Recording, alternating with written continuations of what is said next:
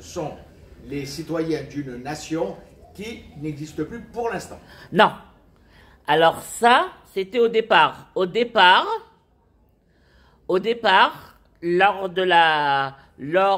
du Moyen Âge, les rois des différents États européens avaient des Juifs dans leur royaume. Ouais. Et comment ils les appelaient, on a beaucoup de règles et d'édits et de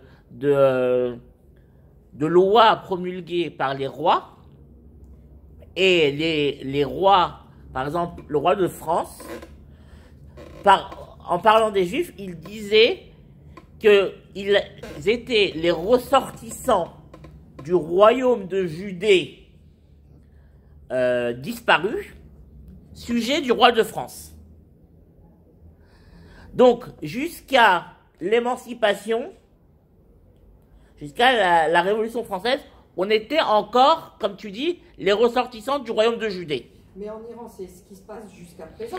Ouais. C'est-à-dire que les Juifs, en tant qu'individus en Iran, sont relativement bien vus, mais en tant que nation, ouais. c'est ça? Ouais. C'est la même chose. Mais et à partir de l'émancipation, c'est-à-dire à partir de la Révolution française, on est devenu des Israélites.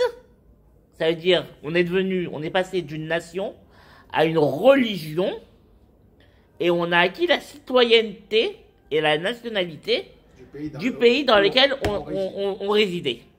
Et c'est ça ce que nous dit le prophète ici, qui est terrible, c'est que on passe d'une nation à une religion, c'est-à-dire on passe du collectif à l'individuel. Et donc, le truc, c'est que maintenant, de nos jours, c'est pour ça qu'il y a certains juifs qui ont du mal à revenir en Eretz Israël. Parce qu'ils se sont tellement habitués à être des citoyens du pays, voire des religieux du pays où ils étaient. Comment du religieux? Ça veut dire des juifs, des Israélites du pays où ils étaient, qu'ils ont du mal avec l'entité nationale. Et on le voit, on parlait tout à l'heure de Tzahal, on voit très bien que à chaque fois qu'il y a une tentative d'enrôler une population, un groupe du clan Israël dans Tzahal, il y a des religieux qui s'opposent formellement à l'enrôlement. Des gens qui, par la Torah, nous disent « Non, on s'enrôle pas ». Ils utilisent la Torah pour ne pas s'enrôler. Tu comprends? Oui, ça on le sait, c'est déjà tous les... Mais pourquoi? Pourquoi? Parce que ils ne voient pas que la Torah, que l'armée et la Torah, c'est une seule chose. Que Akadosh Baruch Hu, dans la Torah, t'oblige à défendre tes frères. Ok, yalla, vaïta, on continue. Vayavo el agoyim, asher baou sham, vayichalelu et shem kochi, be'emor lahem, amadona ele, ou be'artso yatsaou. C'est un verset terrible, ce verset, et c'est un verset super important. Ils sont venus au sein des nations dans lesquelles ils sont venus. Ils ont profané mon nom divin, mon nom saint, mon saint nom, en leur disant, c'est le peuple d'Hachem, ceux-là, et ils sont venus de sa terre. Qu'est-ce que ça veut dire ce verset? Ce verset, ce verset, il est fondamental. Le fait que Akadosh Baruch Hu nous a envoyés en galoute, c'est un chilul Hashem. Pourquoi? Parce que ça rappelle que Akadosh Baruch Hu s'est séparé de son peuple. Encore une fois, c'est une désunion. Ça rappelle la brisure. Et donc c'est un Chilul Hashem parce que Akadosh Baruch Hu a juré dans toute la Torah et dans tous les Nevi'im que il aurait un lien indéfectible et perpétuel avec son peuple. Donc c'est un Chilul Hashem, ça veut dire qu'Akadosh Baruch Hu, il a changé d'opinion. Comment on peut dire que Dieu a changé? Philosophiquement, c'est terrible. Ça veut dire que Dieu, il n'est pas parfait. Il change d'opinion comme ça. Et ce verset-là, il nous parle à nous vraiment. Pourquoi? Alors?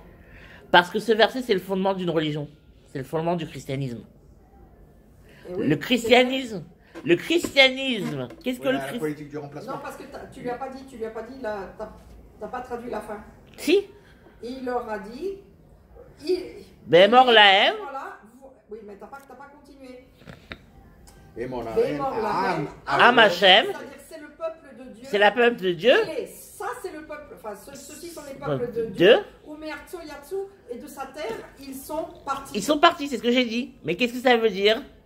Ça veut dire que Akadosh Baruch Hu les a abandonnés, les a rejetés. Et comment on voit que Akadosh Baruch Hu les a rejetés? Parce qu'ils sont disséminés dans tout le monde. Et parce qu'ils sont avilis. Avilis malheureusement dans Parmi tout. les nations. Parmi les nations. D'ailleurs, c'est toujours ce qu'ils disent. Hein. Et c'est ce qu'ils disent les chrétiens. Toujours, Non, aujourd'hui, hein. ils ont changé quand même. Les chrétiens ont changé. Après le concile de Vatican II, ils ont quand même changé. Ils ont quand même changé. Ils ont moins de. Ils ont lâché le Vérus Israël. Le fondement de Vérus Israël, ils l'ont lâché. Donc ça veut dire qu'ils se considèrent plus comme le vrai Israël. Eux. Ok. Tu sais, rapidement, une petite histoire qui est arrivée à la cousine de mon mari, dont le mari était italien. Ouais. Elle est donc appelée plusieurs fois à retourner en Italie. Une fois, elle est allée avec ses petits-enfants. Il y a quelques années, il y a 2-3 ans. Elle était là-bas à l'époque de Noël. Il y avait une crèche à Rome. Et donc, il y avait une bonne sœur devant la crèche qui appelait les passants donc à se mettre à genoux devant la crèche et puis prier le petit Jésus. Et donc, elle a donc appelé la cousine de Guy. Et donc, la cousine a dit non, je suis désolée. Alors, la bonne sœur la regarde, une jeune, hein, pas une vieille, une jeune. Elle la regarde et lui dit mais ma fille, vous n'êtes pas chrétienne? Alors, elle a dit non. Alors, elle a dit bah, qu'est-ce que vous êtes? Et alors, elle commence à lui sortir toutes les religions. Vous êtes musulmane? Non. Vous êtes bouddhiste? Non. Vous êtes ça? Non. Non, non, non, non, non. Et alors, la bonne sœur dit alors, j'ai cité toutes les religions. Alors, si vous n'êtes pas ça, mais alors qu'est-ce que vous êtes? Et la cousine de Guy a dit nous sommes des Hébreux. Et la sœur, elle s'est fait tout de suite le signe de croix en disant ne vous inquiétez pas, ma fille, Jésus vous pardonnera. On n'est pas il y a 50 ans. Cette histoire, elle s'est passée il y a 2 ou 3 ans. Donc, ils ont toujours cette mentalité qu'on a été répudié, qu'on a été. Ça n'a pas changé. Ça n'a pas changé. On retrouve cette mentalité, comme tu dis. On retrouve cette mentalité aussi aux États-Unis. Pourquoi on a des chrétiens aux États-Unis qui sont pro-juifs? Les évangélistes. Les évangélistes. Tous les évangélistes, toute la droite conservatrice américaine, elle est pro-israélienne, elle est pro-juif. Il y a un jour, je pense que je vous ai raconté cette histoire où j'ai dû la rencontrer à la choule. Il y a un jour, à l'époque de Rabin, à l'époque des accords d'Oslo, on parlait du fait d'offrir le Golan sur un plateau d'argent à la Syrie. Il y a un prêtre évangéliste qui s'est levé et qui a dit aux Israéliens, je vous interdis d'offrir le Golan aux Syriens. Parce que si vous offrez le Golan aux Syriens, vous me privez de ma résurrection, du retour de Jésus, du retour de mon Sauveur. Vous me privez de ma fin des temps et vous me privez de ma résurrection. Pourquoi? Parce que les chrétiens considèrent que la fin des temps et le retour de Jésus doit se faire dans le Golan. Pourquoi? Parce que c'est le point le plus culminant d'Eretz Israël. C'est le point culminant d'Eretz Israël, de tout Eretz Israël. Et donc, les chrétiens, eux, considèrent que le Golan doit être entre les mains d'Israël, comme la Judée-Samarie doit être entre les mains d'Israël, pour que Jésus revienne et qu'il amène le royaume de Dieu. Ok. On t'offrirait une bonne paye pour travailler pour les évangélistes. Tu le fais? Non, même pas en rêve. Et ben voilà, moi aussi j'ai refusé. Ouais. J'ai refusé. Même pas en rêve. Keren Achadasha, tout ça, c'est même pas la peine. Ouais. Tu te souviens, Guy, quand Katia m'avait proposé, elle ne savait pas. Et je lui ai dit, mais attends. Mais je suis sûr qu'il y en a qui sont tombés dans le panneau. C'était pour enseigner l'hébreu à des juifs ici en Israël, payés par les évangélistes. C'est le Keren Achadasha, c'est le. Vayachmol al Shem Kochi, Asher Chileluhu Bet Israël, Bagoim Asher Baou Shama. J'ai eu pitié de mon saint nom qu'avait profané la maison d'Israël au sein des nations dans lesquelles ils sont venus. Baou, bravo. Dans lesquelles ils résident. Dans lesquelles ils résident. Qu'est-ce que ça veut dire ce verset? Comment Kadosh Baruch Hu peut avoir pitié de son nom. De son nom. Qu'est-ce qu'il va faire pour avoir pitié de son nom? Il va nous ramener sur notre terre. Il va nous ramener, exactement. Il va nous ramener sur notre terre. Pourquoi? Pour arrêter le Chilul Hashem. Les deux versets sont liés. Le fait qu'on soit en galoute, ça occasionne un Chilul Hashem, une profanation d'Akadosh Baruch Hu, parce que ça rappelle le fait que Akadosh Baruch Hu, entre guillemets, a changé d'avis. Donc, parce que Akadosh Baruch Hu a pitié de son nom et ne veut pas qu'il soit profané, alors il nous ramène sur notre terre. La reine, et donc, ainsi, est mort le Beth Israël. Parle aux enfants d'Israël, Kohamar Hashem, ainsi parle Hashem Elohim, Lo lemanchem ani oseh Beth Israël, ce n'est pas pour vous que je ferai, maison d'Israël, Ki im lechem kochi asher chilaltem bagoim asher batem sham. Car ce sera pour mon nom saint que vous avez profané au sein des nations dans lesquelles vous êtes venus. Qu'est-ce que ça veut dire ce concept-là? C'est un concept d'une importance capitale. Ça veut dire que le retour en Eretz Israël, le Shivat Sion, le retour des exilés, c'est ni pour nous, ni pour les Goïms. C'est pour que la Shrina, elle revienne sur sa terre. Et donc, toutes les mesures ou toutes les actions qui pourraient mettre un terme ou mettre un frein au retour des exilés sur leur terre, c'est du Chilul Hashem. C'est une profanation divine. C'est condamnable. Pourquoi? Parce que ça, malheureusement, ça laisse des Juifs en galoute. Et donc, les rabbanim ou les politiciens israéliens ou les institutions juives en Chutz Laaretz, aux États-Unis ou en Europe, qui mettent un frein à l'Alia, et à l'intégration des Juifs en Eretz Israël, il participe au Chilul Hashem. Et ça, c'est très grave. Et ça, c'est très grave parce que le Rambam nous dit que le Chilul Hashem n'est pardonné et n'est expié que par la mort. Le Rambam fait la distinction entre 3 catégories de fautes, de Averot.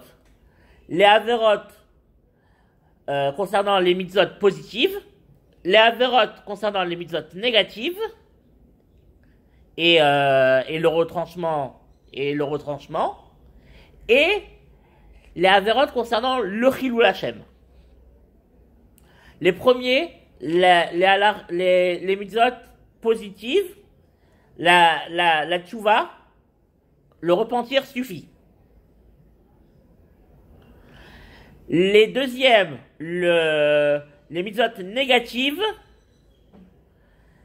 il faut faire tchouva et c'est Yom Kippourim qui pardonne, qui expie. C'est-à-dire il faut jeûner à Kippour pour expier. Le karet, c'est-à-dire le retranchement, tout ce qui est retranchement, c'est tchouva, Yom Kippourim et malheureusement, le Halénou, des souffrances.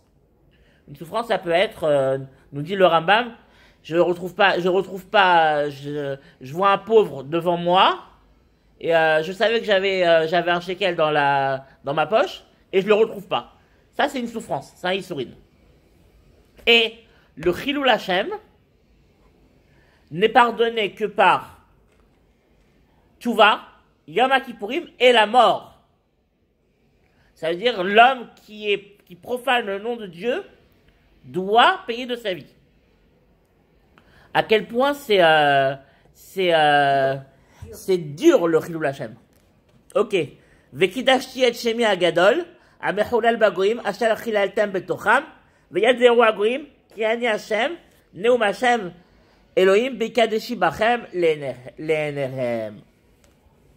Et je sanctifierai mon grand nom qui a été profané parmi les nations, que vous avez profané en leur sein, et les nations sauront que je suis Hachem, parole d'Hachem Elohim, lorsque je me sanctifierai par votre intermédiaire à leurs yeux.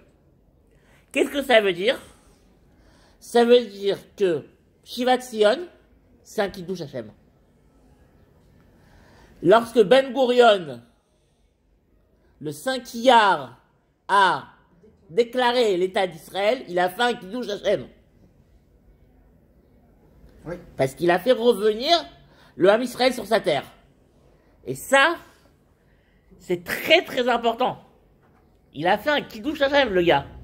Et c'est pour ça, et là je fais une parenthèse, un jour de Sukkot, Baba Saleh,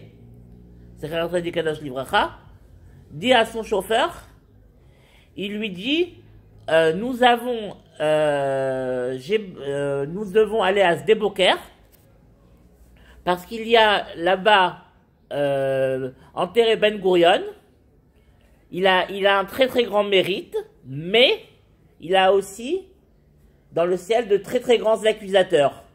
Donc je dois lui faire un tikkun, une réparation. Ils prennent la route. À un moment, ils prennent la route tôt le matin après la tfila. Baba Saleh, pendant Chol HaMoed, il ne mangeait que sous la souka. Comme selon la Kabbalah, on doit manger tout sous la souka, comme les Ashkenazim. Et donc, il lui dit à son chauffeur, il lui a dit, arrête-toi à Yerouham, dans la ville de Yerouham, il y a une souka là-bas, et donc on va manger là-bas, on va prendre le petit déjeuner là-bas, et après on prendra la route pour Sde-Boker. Le chauffeur, la souka était tout au bout de la ville de Yerouham.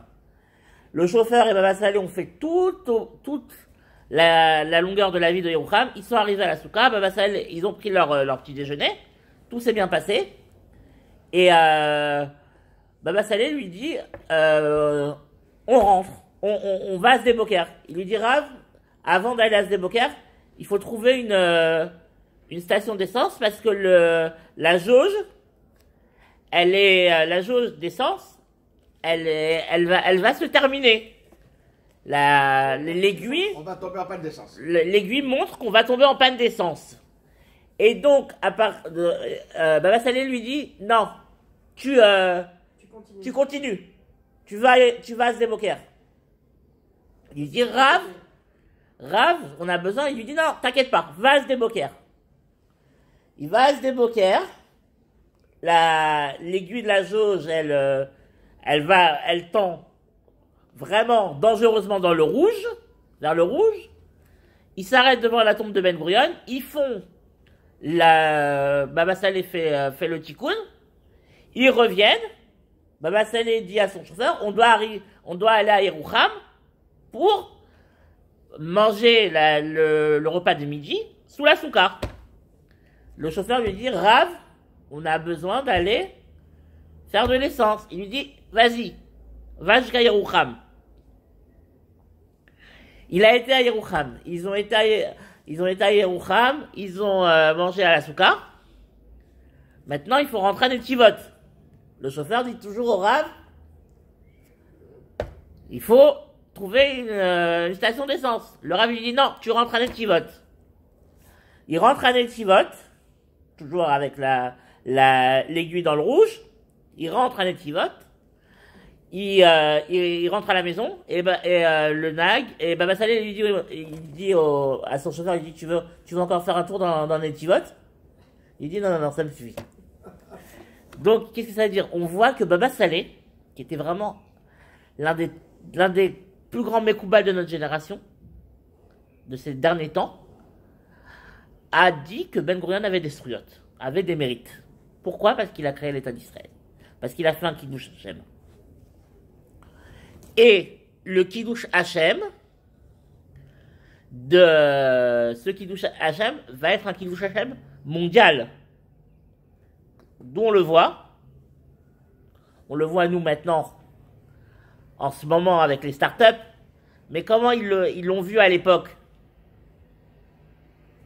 Ils l'ont même pas visionné, je crois. Non, mais comment ils l'ont vu à l'époque? Comment ils ont vu que c'était un Kiddush Hashem à l'époque? Après la guerre de 48. Une victoire éclatante. Non, 48. Ah, la guerre de Yom Ha'atzmaut. La guerre de Yom Ha'atzmaut, on a eu une victoire éclatante. On a augmenté le pays de deux fois sa taille. On a eu le Negev, on a eu le Galil, on a eu une victoire éclatante par rapport aux Arabes. Et après, le vrai Kiddush Hashem mondial, ça a été 67, bien sûr. On a vraiment défait toutes les nations arabes. Et 73. Le 73, ça a été la cerise sur le gâteau où le Ham Israël a été sauvé d'une mort certaine. Et Baruch Hashem, Akadosh Baruch Hu a réussi à nous sauver. Alors, la conséquence de tout ça, c'est quoi? La quartier Etrem minagoim, vekibatsi Etrem mikol haratzot, veiveti Etrem alal matrem. Je vous rassemblerai parmi les nations. Je vous prendrai parmi les nations, pardon. Je vous rassemblerai parmi toutes les terres et je vous amènerai sur votre terre. Donc là, on parle de Shivat Sion. On parle du retour des exilés. Alors vous allez voir ici quelque chose d'extraordinaire. Vous allez voir ici tout le programme des 70 dernières années qu'on a eu jusqu'à présent.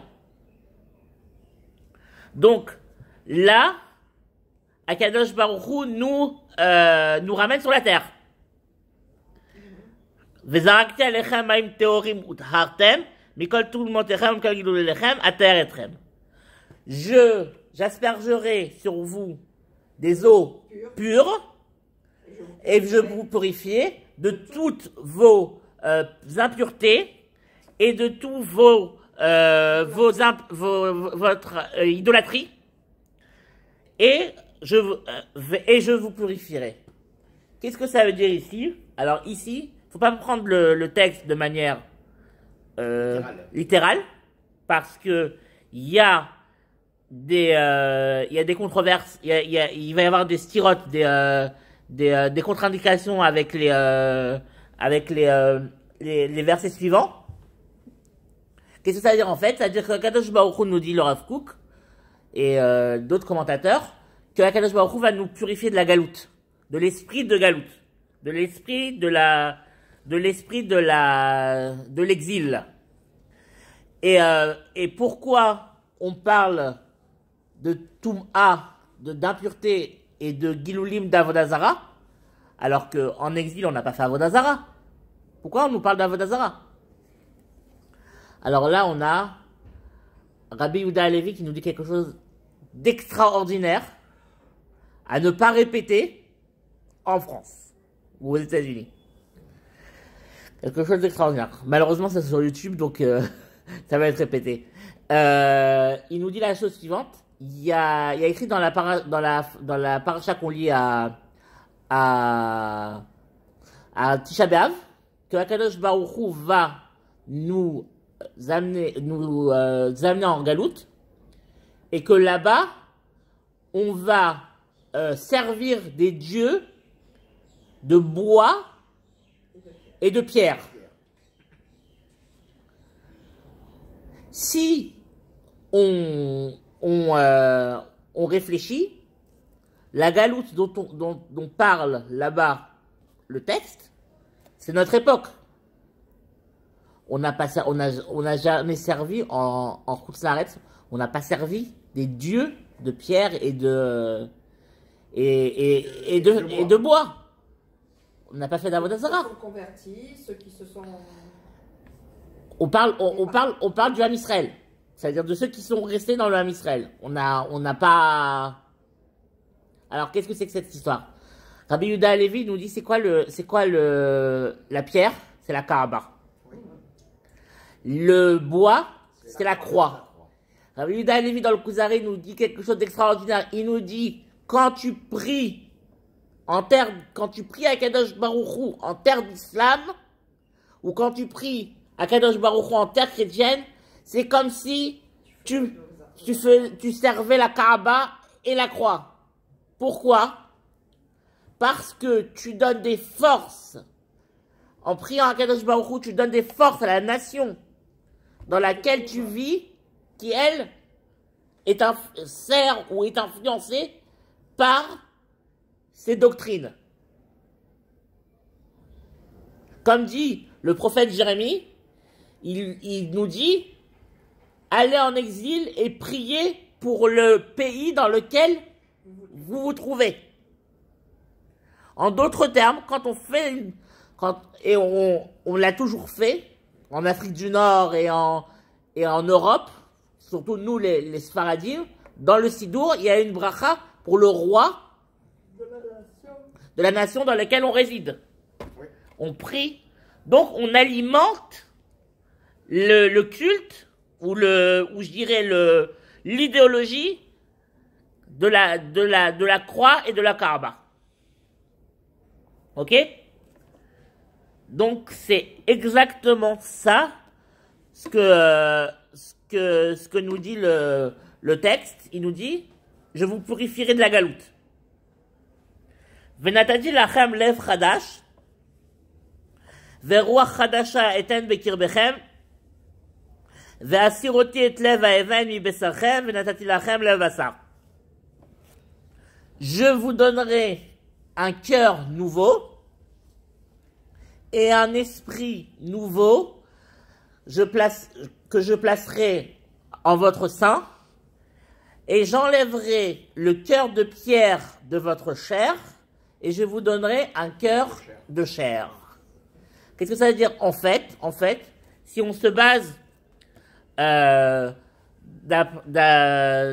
ce qu'on appelle la Parashat Tchouva, c'est-à-dire le texte de la Tchouva dans Parashat Vayeler, qu'est-ce que c'est que ce changement, en fait, ce cœur de pierre qui va être changé en cœur de chair? C'est que Akadosh Baruch Hu va nous transformer afin qu'on puisse écouter sa parole. C'est-à-dire, on va faire tchouva pour écouter la parole d'Akadosh Baruch Hu. Il y a encore du boulot à faire. Hein. Il y a pas, on parle pas encore des mitzvot, c'est le verset suivant. Là, on parle d'écouter la parole d'Akadosh Baruch Hu. Qu'est-ce que ça veut dire d'écouter la parole d'Akadosh Baruch Hu? C'est d'accepter le concept de l'existence d'Akadosh Baruch Hu, le concept divin, et d'étudier la Torah. Parce que la Torah, comme nous dit le Rav Kook dans ce verset, la Torah ne se cantonne pas seulement aux mitzvot, mais elle se cantonne mais elle étend et elle embrasse des concepts et des réalités beaucoup plus vastes et beaucoup plus larges, qui est la réalité de l'existence divine. C'est quoi la réalité de l'existence divine? C'est que Akadosh Baruch Hu se dévoile partout, partout. Comme nous disent les chassidim, nous dit le Rav, le Baal HaTanya, En od milevado. Il cite un verset qui dit nul n'existe hormis lui. Qu'est-ce que ça veut dire, nous dit le Rav Kook?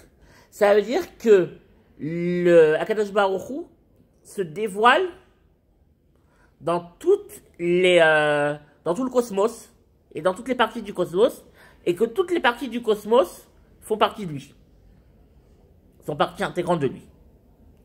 Et c'est à ce niveau qu'il faut arriver.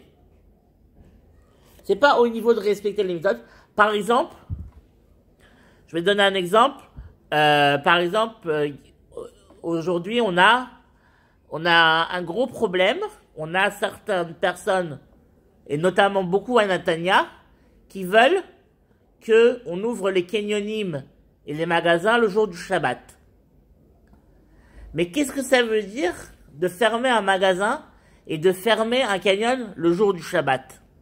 Pourquoi on fermerait un canyon et un magasin le jour du Shabbat? Pourquoi? Parce que Akadosh Baruch Hu nous demande un jour par semaine de nous détacher de la matérialité, de nous détacher du monde qui nous entoure pour atteindre un degré et une réalité qui nous dépasse. Et cette réalité qui nous dépasse, en fait, c'est quoi cette réalité qui nous dépasse? C'est les